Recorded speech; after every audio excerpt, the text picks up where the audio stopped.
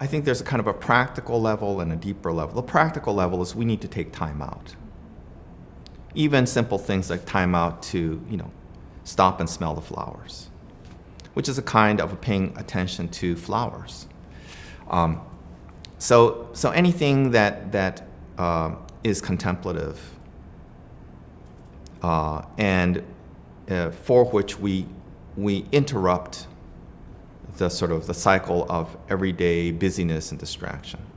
So traditionally, that's why many religious traditions have periods of observance, whether they be times of year or regular Sunday services or daily practices of prayer or meditation or whatever it is. In other traditions which don't have a transcendent view of some ultimate reality, like the Buddhist tradition, it's really becoming more aware of the depth of interdependence, the depth of life itself.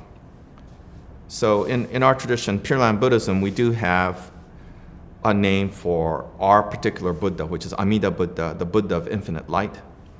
But that Buddha doesn't exist apart from this world, doesn't exist apart from us. So one way that I explain that is that Amida Buddha is the deepest, truest self. The deepest nature of the self is Amida Buddha, infinite light, or boundless compassion. So any way that we can connect or reconnect with the source, with the depths of our being, can enable us to return to a deeper truth, which is ultimately more fulfilling for us.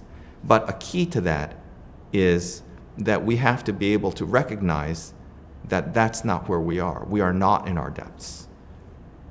One attains that level of attunement or discernment when one has let go of the need to discern anything specific. Because ultimately, this web of interdependence is one in which the boundaries that separate one another, self and other, human and non-human, ultimately those boundaries, which are really, for human beings, we create those boundaries with our language, with our ideas and concepts. It's only when we let go of the need to pigeonhole reality in terms of my idea of what's true, untrue, what belongs, doesn't belong, what's human, non-human. It's only when we allow those artificial boundaries to dissolve and fall away, including the need to discern, that we gain access to that which is all-encompassing, that which is boundless. So discernment is important in a way, and it's not random. But one of the stumbling blocks, as defined by my own tradition, is our need to categorize. So discernment needs to be a discernment that lets go of all need to discern in a specific or in a linear or in a sort of discursive or dualistic way. To let go of this need to pigeonhole, categorize, conceptualize. To be able to let go completely into the flow of the oneness of reality. There's a concept called shinjin, which is often translated as true and trusting. True and trusting is very important in my tradition, to just trust. But ultimately, that trusting does not come from this limited human being with this limited intellect. Even the ability to trust itself comes from the flow of the oneness of life itself, from boundless compassion itself. Another aspect is that deep oneness, which is often expressed within the larger scope of what's called Mahayana Buddhism, Buddhism of the great vehicle of which Pure Land Buddhism is a part, is often expressed as emptiness because it's emptied of any artificial human-created categories.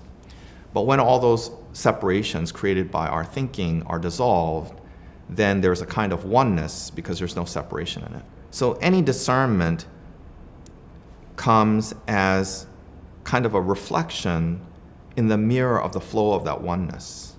I get attached to preconceived notions of who I think I am or I should be, and expectations of what's going to happen, and expectations that others perceive me in such and such a way. But that all becomes a hindrance to my being part of this flow. So the real discernment is for me to recognize when I'm getting stuck in my own ideas. It's really to recognize in the face of the mirror of the flow of this oneness, where it is that I'm getting stuck. And then to allow life itself to release where it is that I'm getting stuck and return to the flow, return to the source. But it's always very compassionate and gentle, because that flow of oneness, because of being oneness, is completely non-judgmental. That's why the mirror of the metaphors is a good one, because the mirror doesn't judge. It only reflects back what it is that you are. And so if I'm stuck, the mirror simply reflects that back. But in recognizing that stuckness, then simultaneously I'm released from it.